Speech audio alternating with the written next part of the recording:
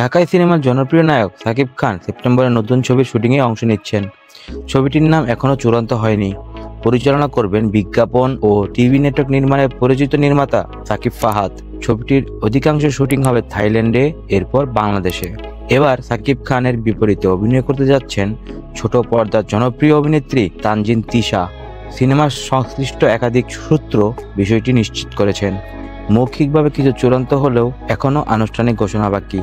দেশের কিছু সংবাদ মাধ্যমে খবর প্রকাশিত হয়েছিল সাকিব খান নাকি এই ছবিতে মেজর সিনাম মোহাম্মদ রাশেদ খানের চরিত্রে অভিনয় করবেন।